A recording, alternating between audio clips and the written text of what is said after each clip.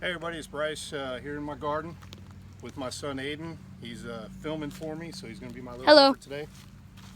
So we're just going to kind of walk you through, and we're going to do a little bit of harvesting. Right here we have all sorts of different Swiss chard, and then we had some kale through here, but it's already bolted, which we barely planted it, and it was shot straight up because of all the heat and everything. And I got a couple tomato plants I'm going to have to pull out because they're just not doing that great. I get a few tomatoes here and there off there. That one probably should just leave behind. So these will all get added to my compost bin. Just kind of come through, take a look at them. Yeah, that thing's gonna have to come up. Dad, what about the ones in the Same with this one. But I got my pepper plant there that's working. Hey, up here. I'm trying to. Right here, just so y'all can see, this is some spinach, and I've let it go to seed, mostly so I can just kind of sprinkle the seeds right here and let it re-self-sow itself. Because we eat a lot of spinach, especially in the fall, and it's starting to cool off here in North Carolina, so as it cools off, we'll be able to get, hopefully some of the spinach will sprout back up and free of charge and no buying seeds or anything else. This here is Egyptian walking spinach. It's doing really good. But what I wanted y'all to see and harvest today is planted some crooked neck squash here, and we got some of it that is ready to come out. This one's kind of odd here. It's a kind of a 2-in-1 thing going.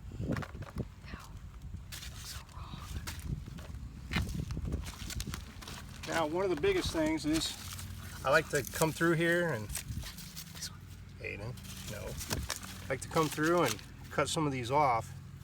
That way it gives bees better access to get in and be able to pollinate the flowers. And that way we can get more squash. Because if bees don't pollinate them, then also it allows me to get in here and get some of these squash bug eggs out of here. Squeeze and crush that up.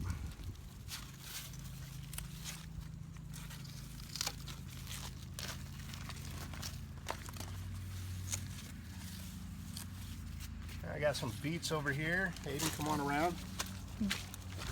Pull a couple of these up. This is the second batch of beets that I ran through here. Stems are edible. We do eat the leaves. We like to add them to our salads. And the stems are good. And of course, my son seems to think the stems are good because he likes them almost as a, he likes them kind of, what are they, more like a celery thing to you? Yeah. Aiden? All right, here we go. Here's a good squash. They also taste really good. Go ahead and get this one out of here. Look at that. Another one back here.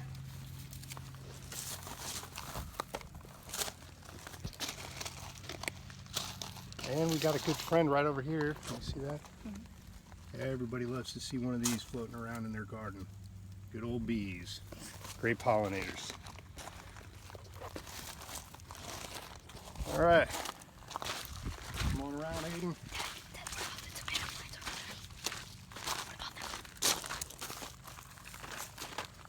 And we're gonna go ahead and harvest our zucchini squash here.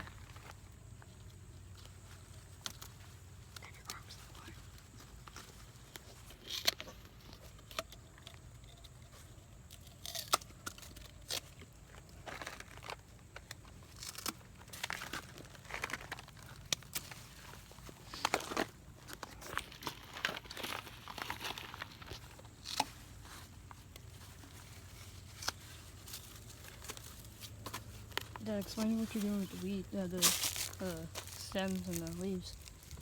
Do what? Explain what you're doing with the leaves. Well, right here, what I'm doing, Aiden, is cutting these off to give better access once again to the flowers, so that way the bees can pollinate the zucchini and we can get more zucchini. And we're gonna pull off some of these beans here. They're huge. They are. This is the pole beans. The what? They're pole beans. They're runner beans. That, What about this one? there we go. Thank you. You're welcome.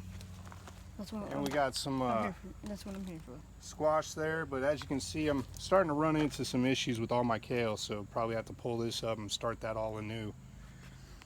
But just kind of a quick rundown.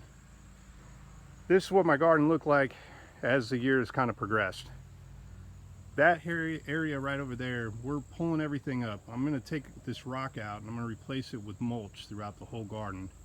And I'm going to replace these beds. Most of these are 3x4 or 4x4 Something like that. and 2x2s. I'm going to replace them all with 4-foot by 8-foot beds.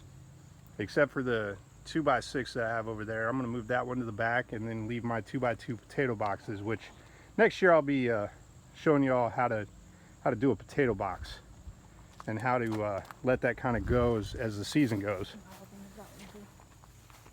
Yes, Aiden, you will be helping, and I do appreciate your help. Say hi to everybody. Oh.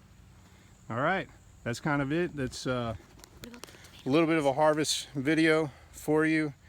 We have some stuff back in buckets over there, so we'll be going through that as well, just kind of bringing it in, getting some more Roma tomatoes, and that way we can turn those into our sauce, our marinara sauce. And other than that, it's just another day out here in our little bit of land, and we're going to end it on that note. Y'all have a good one. Make sure to like and subscribe and join us, and we'll keep giving you updates, and we'll bring you along as we build boxes, getting ready for the fall planting. And just so y'all know, organic here. All my soil, I use mushroom compost, and then compost from our tumblers and our bins over there. So we just kind of reuse everything that we have, and we add some more mushroom compost that we pick up from one of our nurseries that's local.